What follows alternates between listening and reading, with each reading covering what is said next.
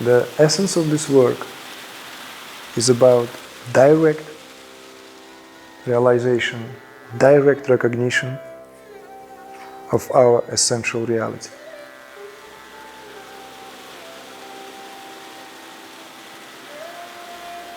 There's a big difference between a professor who talks about all those Indian philosophies and Igor who teaches this method. This knowledge is like a vehicle that brings you in this state. I have had different teachers from different religious traditions, and what difficult is in this going into this tradition is the culture gap, so to say. Igor comes, of course, from our own background, our ground, our culture, Western culture. Because of that, it's more accessible. Every phase is very important. Mineral phase, plant phase, animal phase. So there comes this human phase. But it's not given, it's not granted. We kind of have to own first that. We have to give birth to that, what this really represents, that phase in evolution.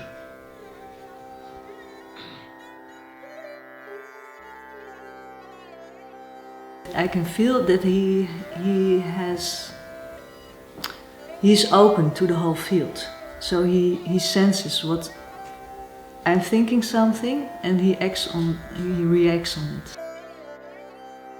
Often you see like how words come from somewhere else. I love working in a group. I just love it because the energy is so much bigger and it's so much greater and it's so much, you feel so much that just one of them. It's not only you suffering your own story or going through the things again and again.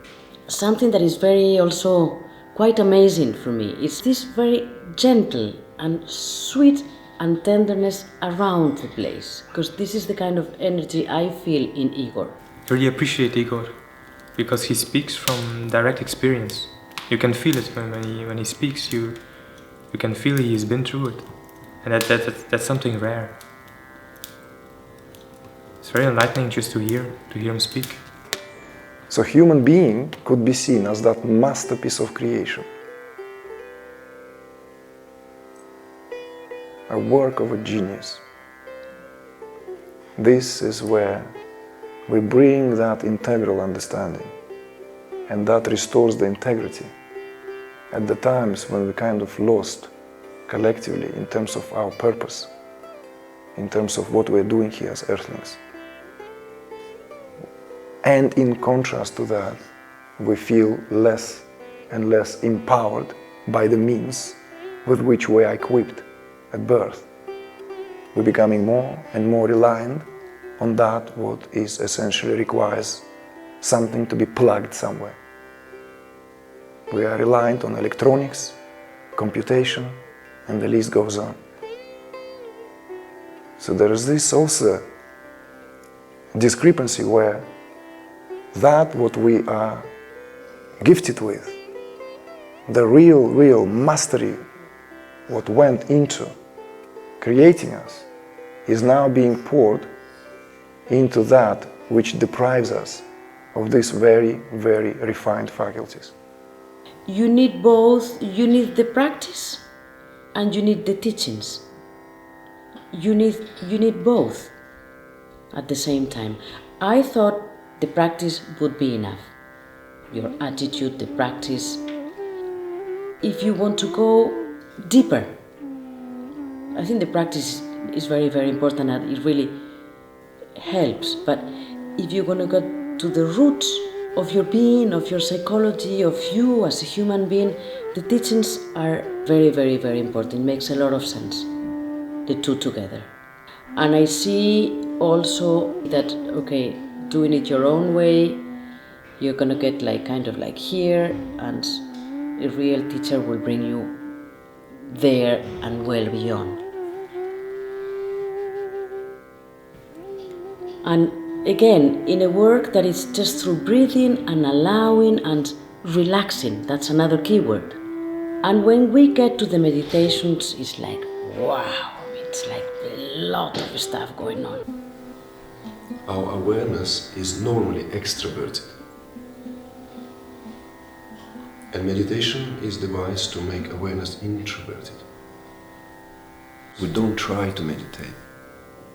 We simply allow meditation to take place. And what we use is that very delicate, tentative touch of our attention. Awareness on simply how we inhale,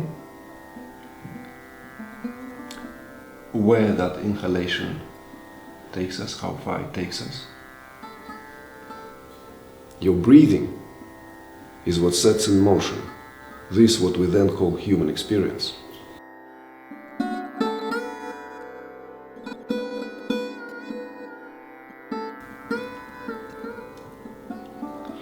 During meditation, I feel like the energy is is like a very incorporating drive. I feel like it likes to open up physically. And also feeling much more energy flowing through all my whole body, and also the body awareness expands. Like I'm having a very big, large body. But for me it's also humorous.